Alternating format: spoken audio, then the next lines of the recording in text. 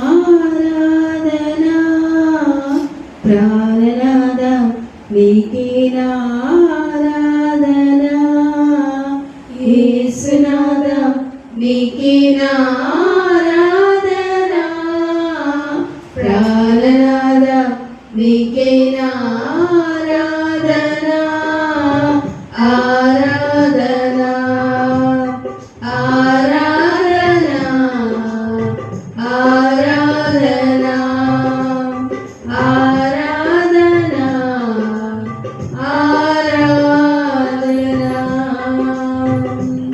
నీ యొక్క ప్రేమను వ్యక్తము చేయను రిక్తుడవైతివి నా కోసము మట్టి పురుగునగు నన్ను ప్రేమించి మట్టి స్వరూపము దాచితివే నీ యొక్క ప్రేమను వ్యక్తము చేయను రిక్తుడవైతివి నా కోసము మట్టి పురుగునగు నన్ను ప్రేమించి మట్టి స్వరూపము దాల్చితివే ఈ రీతి వర్ణింతుని ప్రేమ ఈ రీతి కీర్తింతును నిన్ను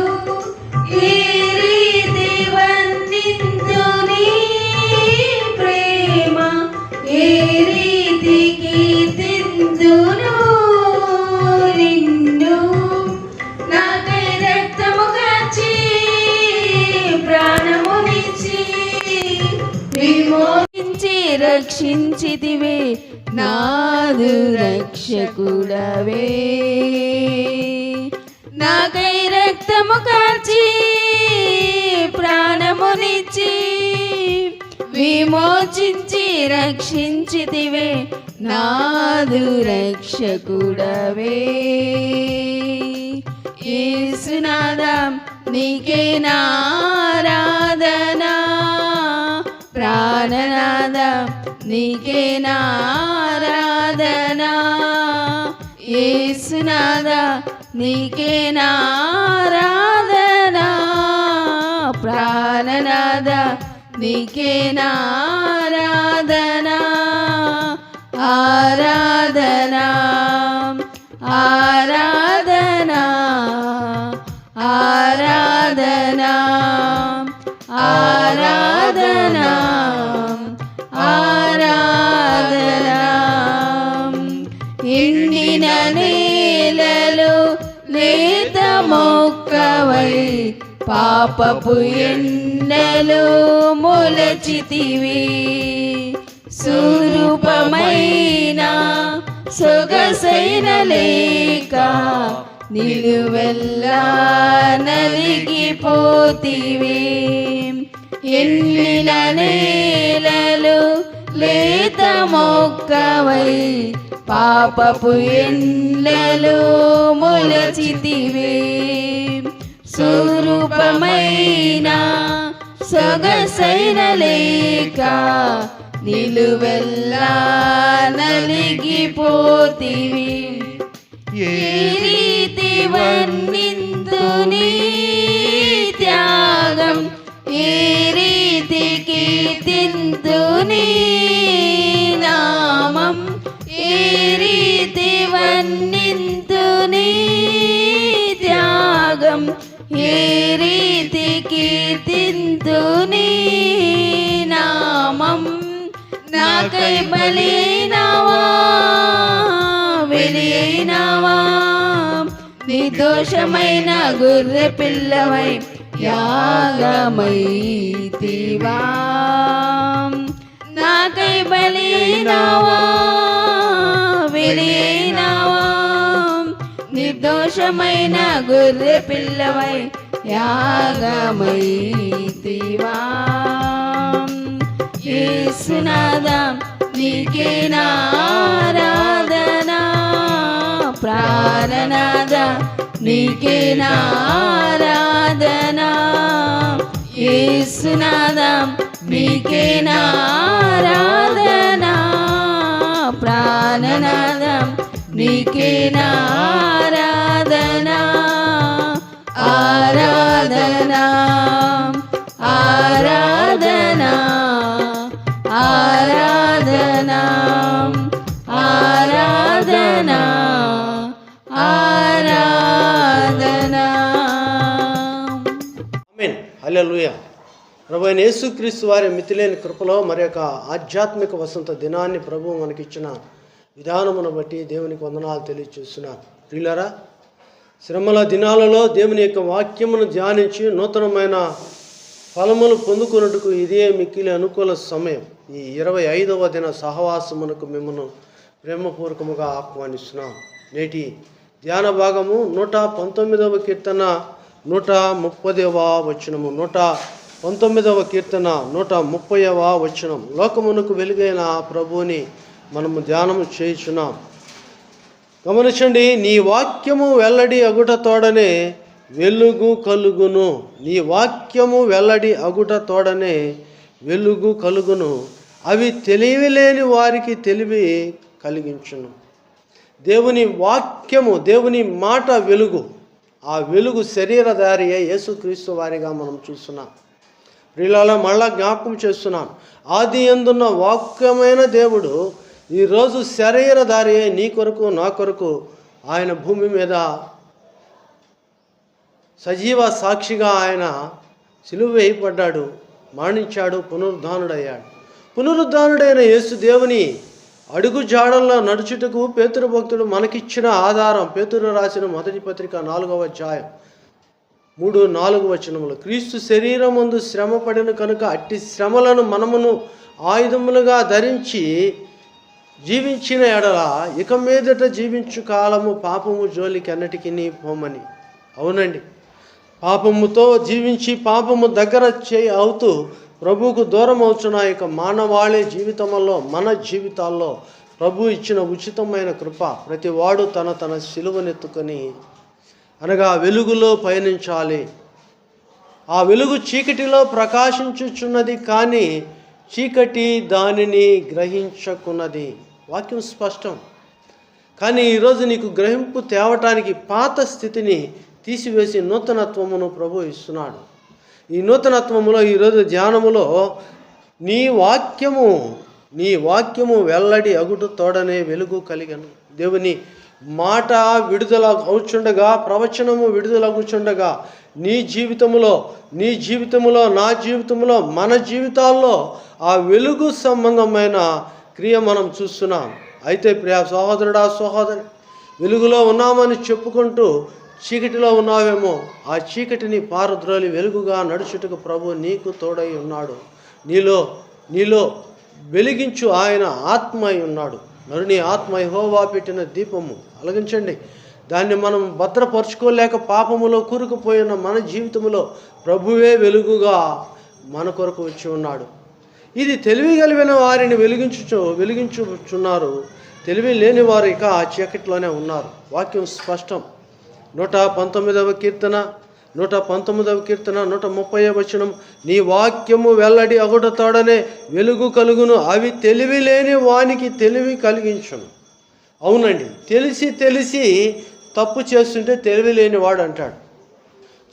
చూస్తూ ఆ అపాయములోనికి పోయేవాడు జ్ఞానం లేనివాడు అంటాం. అవును, ఈరోజు తెలివి లేక కాదు, కానీ ఆ తెలివిని వెలిగించు వెలుగు నీలో లేక, ఆ వెలుగు అయిన యేసు ప్రభు వారు నీ కళ్ళ ముందు ఉన్నాడు, కానీ లోకములో ఆయన ప్రకాశించుచున్నాడు. కానీ ఆ వెలుగును నీవు సంతరించుకొనలేక చీకటిలోనే జీవిస్తున్నావు. కనుకనే వాక్యము స్పష్టంగా సెలవిస్తుంది. వాక్యముతో మనము జీవిస్తున్నాం. వాక్యము గమనించినట్లయితే సామెతల గ్రంథము 9వ అధ్యాయము 4-5 వచనాలు మనం గమనించినట్లయితే, సామెతల గ్రంథము 9వ అధ్యాయము 4వ వచనములో అంటున్నాడు, జ్ఞానము లేనివాడా ఇక్కడికి రమ్మని ప్రకటించుచున్నది. జ్ఞానము లేనివాడా ఇక్కడికి రమ్మని ప్రకటించుచున్నది. తెలివి లేని వారితో అది ఇట్లనుచున్నది. తెలివి లేని వారితో జ్ఞానము దగ్గరికి రమ్మని పిలుస్తున్నది. అనగా ప్రియులారా, చీకటిలో సంబంధమైన చీకటి క్రియలలో జీవిస్తున్న మానవాళి విశ్వాసులమని చెప్పుకొనుచు ఇంకా అంధకార సంబంధమైన మాటలలోను క్రియలలోను జీవితాలు కొనసాగించున్న ఓ జనాంగమా, ప్రభు నిన్ను ప్రేమతో మరలా పిలుస్తున్నాడు. ఎక్కడికంటే ఆయన వెలుగులోనికి. ఆ వెలుగు చీకటిలో ప్రకాశించుచున్నది, కానీ చీకటి దానిని గ్రహించుకున్నది. కానీ ఈరోజు ఆ చీకటిని నువ్వు విడిచి వెలుగులో ఉండాలని ప్రభు నీ కొరకు ఆయన చేతులు చాచి ఉన్నాడు. దినమెల్లా ఆయన నీ కొరకు ఎదురు చూచుచున్న యేసునాథుడు నిన్ను వెలిగించాలని ఆయన ఆతురపడుతున్నాడు, ఆయన ఆనందిస్తున్నాడు. కనుకనే యెషయా గ్రంథం మనం గమనించినట్లయితే యెషయా గ్రంథం 8వ అధ్యాయము 20వ వాక్కు, ధర్మశాస్త్ర ప్రమాణ వాక్యము విచారించుడి, ఈ వాక్య ప్రకారము వారు బోధించినడల వారికి అరుణోదయము కలగదు. మళ్ళా చదువుతున్నాను స్పష్టంగా, ఈ వాక్య ప్రకారము వారు బోధించని ఎడల వారికి అరుణోదయము కలుగదు. అవునండి, చాలామంది బోధకులు, చాలామంది వీక్షకులు, అలాగనే వినుచున్న మీరు ధర్మశాస్త్ర ప్రకారము కాక సొంత ఇష్ట ప్రకారము, అనగా ఈ యొక్క పరిశుద్ధ గ్రంథ పరిమాణములో లేక సొంతమైన వాక్యాలు బోధించే స్థితిలో చాలామంది ఉన్నారు. ఈ సజీవ వాక్కు చెప్పకుండా వ్యక్తుల గురించి, వ్యవస్థల గురించి బోధించే వాళ్ళు చాలామంది ఉన్నారు. కనుకనే ఇక్కడ వాక్యం స్పష్టం. యెషయా గ్రంథము 8వ అధ్యాయం 20వ వచనం, ధర్మశాస్త్రమును ప్రమాణ వాక్యమును విచారించుడి, ఈ వాక్యము ప్రకారము వారు బోధించని ఎడల వారికి అరుణోదయము కలుగదు. ఈ వాక్యం కాకపోతే ఏ వాక్యం ప్రకటిస్తున్నారు? వారి సొంత వాక్యాలు. యేసు ప్రభు వారిని గురించి చెప్పడానికే జీవిత ప్రమాణము చాలదంటే, జీవిత కాలము చాలదంటే, లోకానుసారమైన వ్యక్తులను, లోకములో నీకు ముందున్న సేవకులను గురించి చెప్తే వాక్యం ఏమొస్తుంది? కొంతవరకే అవి సజీవ సాక్షులు అన్నది కొంతవరకే, రుచిగా ఉండుటకు, వారిని రేకెత్తించుటకు కొంతవరకే. కానీ ధర్మశాస్త్రములో ఇమిడి ఉన్న, ధర్మశాస్త్రములో దాగి ఉన్న, ధర్మశాస్త్రములో వెలుగై ఉన్న యేసు ప్రభువారిని చూపించకపోతే నీ వాక్యము వ్యర్థం. ధర్మశాస్త్రములో ఉన్న యేసు ప్రభువారిని నువ్వు చూడలేకపోతే, నువ్వు అనుకుంటున్నావు నువ్వు ఆ కళ్ళు చూచుచున్నావని, ఈ కన్నులు కూడా వ్యర్థం. వాక్యం స్పష్టం.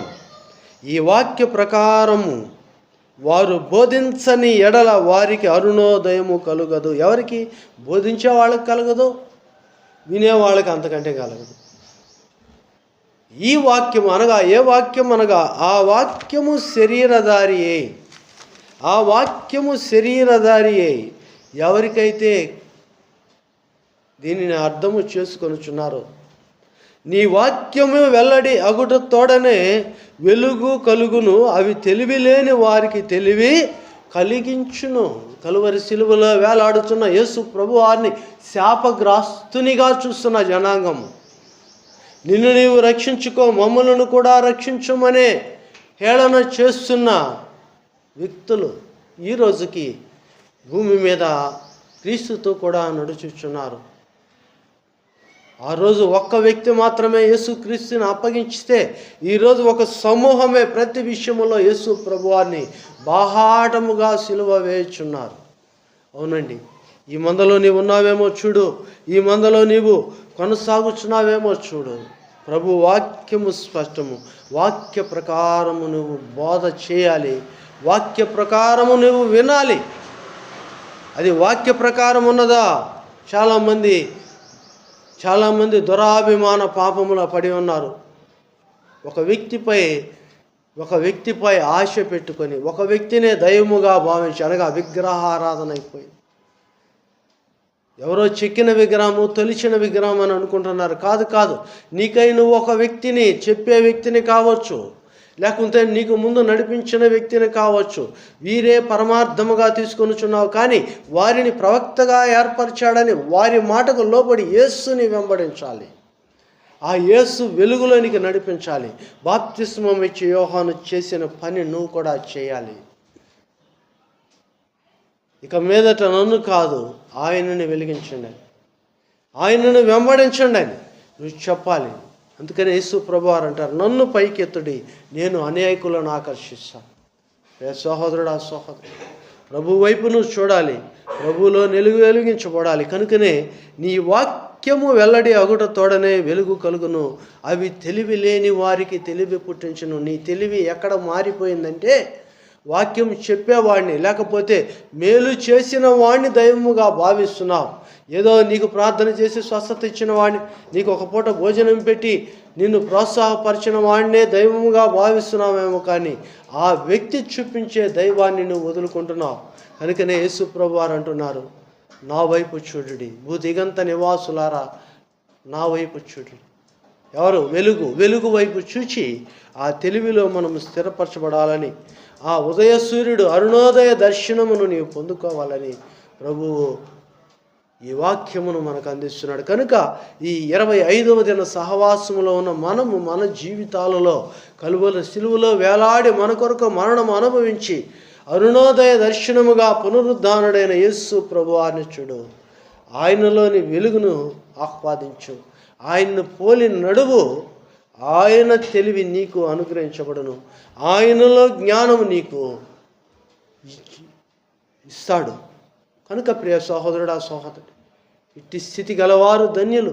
ఈ స్థితిలో నీవు ఉండాలని ప్రభు కోరుచున్నాడు. నిన్ను ప్రభు బిడ్డగా, నిన్ను నీవే ఆ వెలుగు సంబంధిగా తీర్చుకొనుటకు ఈ ఆధ్యాత్మిక వసంతము నీకు తోడై నడిపించునుగాక. నీ కొరకైన ప్రార్థన ఏకీభవించు. ప్రభు కృప నీకు తోడై నడిపించునుగాక. ప్రేమగల తండ్రి, కృపగల దేవా, మీరిచ్చిన యొక్క వాక్యమనే వెలుగును మేము కలిగి తెలివిని, బుద్ధిని, జ్ఞానమును సంపాదించుకున్నట్టుకు మీరు చూపిన కృపను బట్టి వందనాలు. మీరు లోకమునకు వెలుగై ఉండగా మీ వాక్యము లోకమంతయు నాయన ఉన్నది ఉన్నట్లు చెప్పవలసిన జనాంగముగా మేము విని అన్వయించుకొనవలసినగా ప్రజలుగా వీరిని అరుణోదయ దర్శనమునకు పాత్రలను చేయమని మీ కృప చూపించమని యేసు నామమును అడుగుచున్నాము తండ్రి. ఆమేన్. తండ్రి, కుమార, పరిశుద్ధాత్మ త్రియక దేవుని సకలమైన దీవెనలు మీకెల్లరకును. ఇక ఆధ్యాత్మిక వసంతములో వెలుగుతో కూడిన మేలులతో ప్రభు తోడై నడిపించునుగాక. ఆమేన్. హల్లెలూయా.